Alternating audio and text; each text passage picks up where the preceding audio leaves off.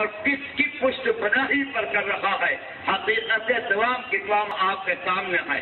پھر جس وقت پر انتقام یا غیظ و غضب یا کسی ایک فرقے کو ہمیشہ کے لیے مطعون کرنے کے لیے اور مجروح کرنے کے لیے منتخب کیا جاتا ہے تو ایک کیفیت، ایک لہر پیدا ہوتی ہے۔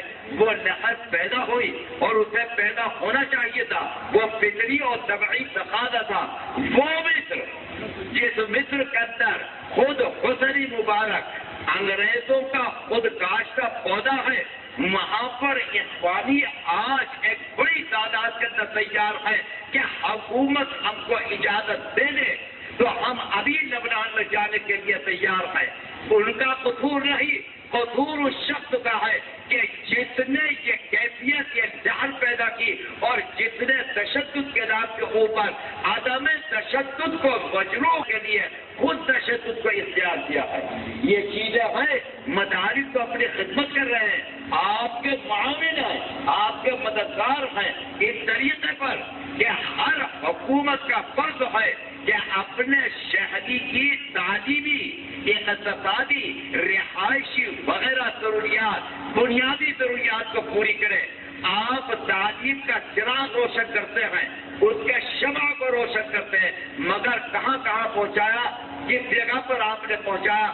ہم نے اسے جھونپڑیوں میں پہنچا دیا، ہم نے دیہات میں پہنچا دیا، ہم نے ان گھروں میں پہنچا دیا علم کو کہ جہاں پر اس کی طاقت رہی گی کہ وہ علم کی راہ کے اندر ایک پیسہ خرچ کر دیں۔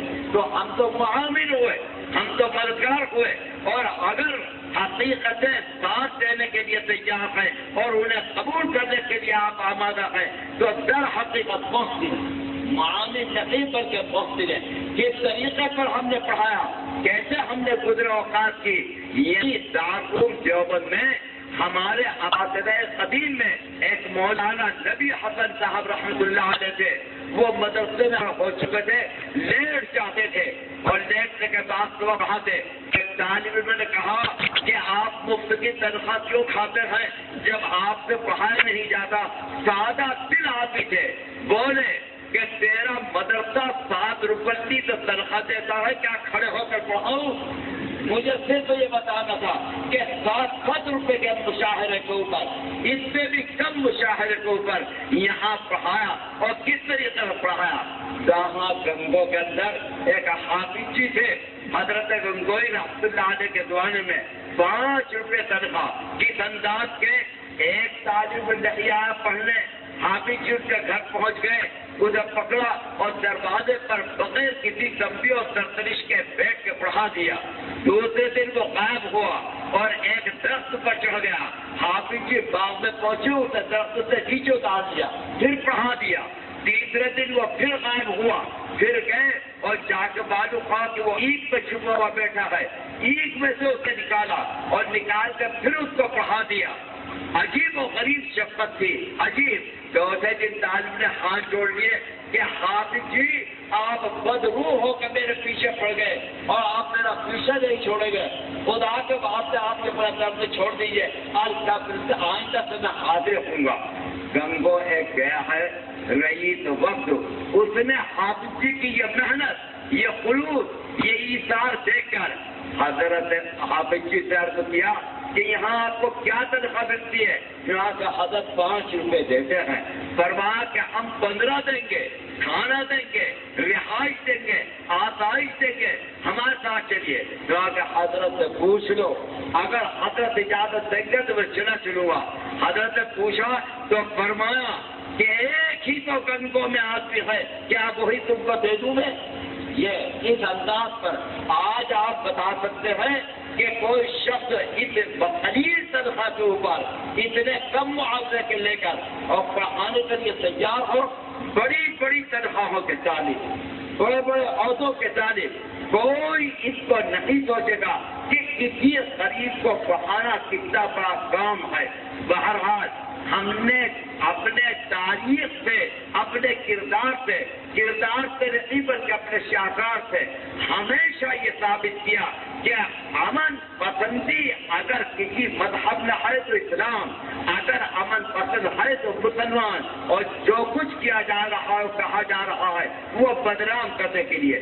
یوں سمجھو کہ ایک نقشہ آ رہا تھا، اسے خطرہ ہوا کہ یہ بہت سے ناک والے بیٹھے ہوئے ہیں، کہیں یہ مجھے دیکھ کے نقشہ نہ کہیں، تو وہیں نے شور کر دیا کہ نقشو نقشو نقشو نقشو. وہ جتنے ناک والے تھے سب خاموش ہو گئے. اسی طریقے پر یہ شور کیا جا رہا ہے ایک دہشت گرد کی طرف سے کہ یہ ہے دہشت گرد، یہ ہے دہشت گرد، تاکہ دنیا کی توجہ حقیقی دہشت گردوں کی طرف سے ہٹ جائے اور مصنوعی دہشت گردوں کی طرف وہ متوجہ ہو جائے.